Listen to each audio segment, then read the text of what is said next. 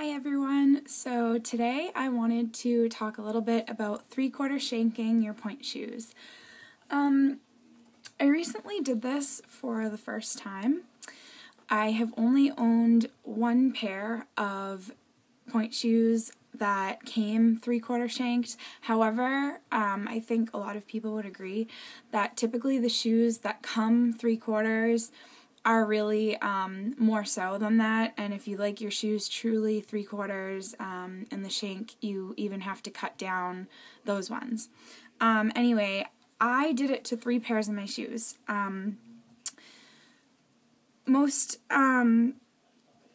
people in the ballet industry would say that people that would consider 3/4 shanking, it's good for a number of reasons, but those include someone that has a weaker arch and is trying to enhance the look of their foot when they're on pointe. It can also help you get further onto your box. Also, for someone that's developed quite a strong foot and really wants to be able to put more technique into their pointe work, because it can create a new feeling of the shoe that allows you to do some things easier than you may have done them before when you had a full shank. Typically 3/4 shanking is done for people that are intermediate to advanced or professional level dancers.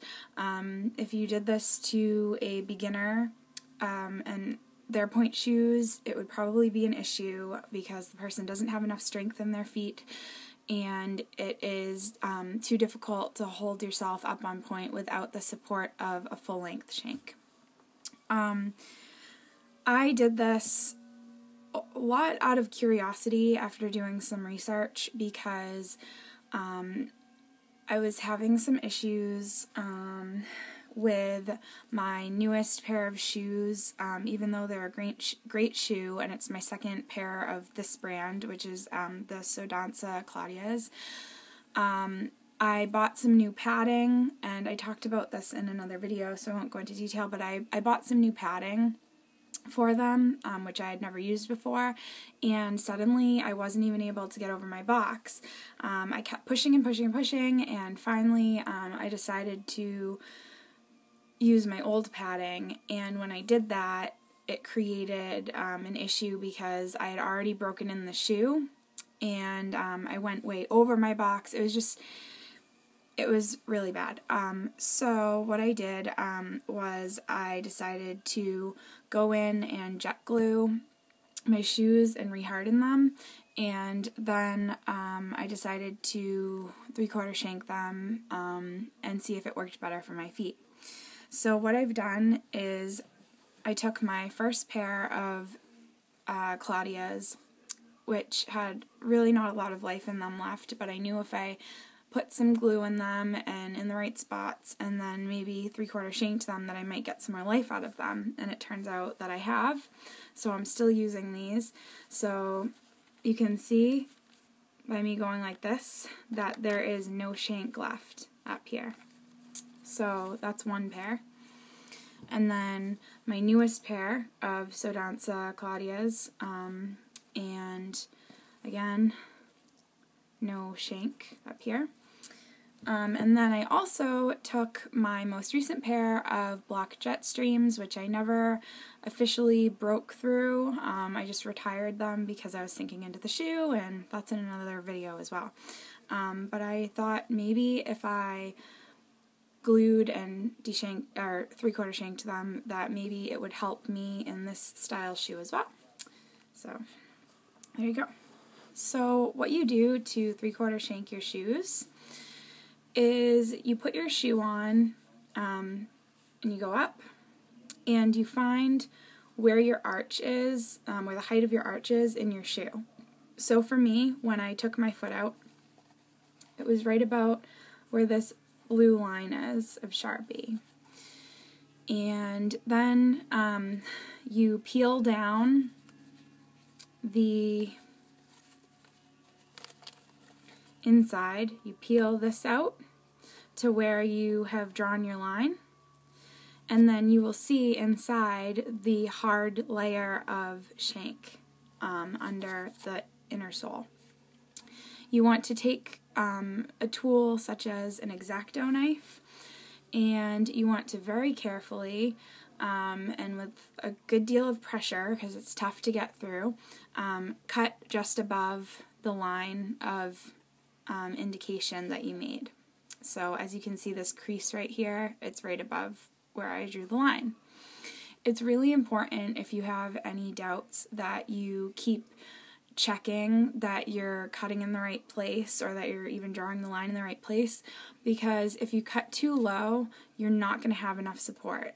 We're not de-shanking your shoes, so you don't want to cut beneath too far of where your arch is, because you're going to ruin your shoes and have done a whole bunch of unnecessary things because now you can't use them.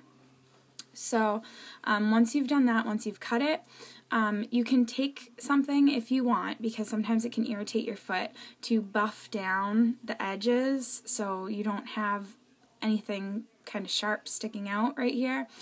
After you've done that and you know that it's in the right spot, you put this back up. You can use glue, like jet glue, if you want to glue it back down, or it might stick on its own. Depends on the type of shoe. And then pull it back and put your foot in, and there you go. And it creates such a nice line of your foot.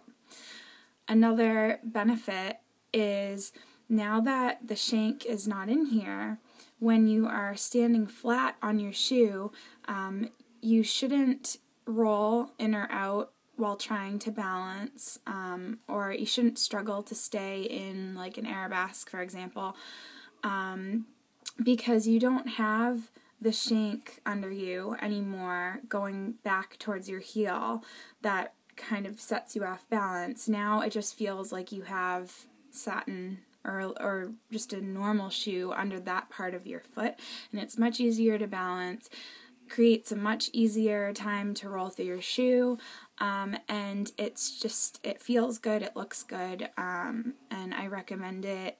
I'm gonna leave a couple links with this video to some helpful videos that show you exactly how to 3/4 shank, and also links to forums or different pages that say who 3/4 shanking really does benefit and who it's good for and who might not want to try it.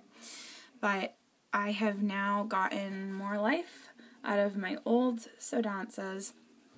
I can now use, for the time being, when I need to, my block jet streams, took them out of retirement, and I have saved my new sew dances when I thought I had wasted money and ruined the shoe.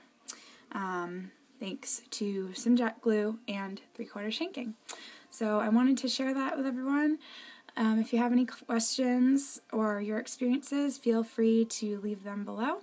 And if you haven't done so already, please like, comment, and subscribe. I would greatly appreciate it. Thank you.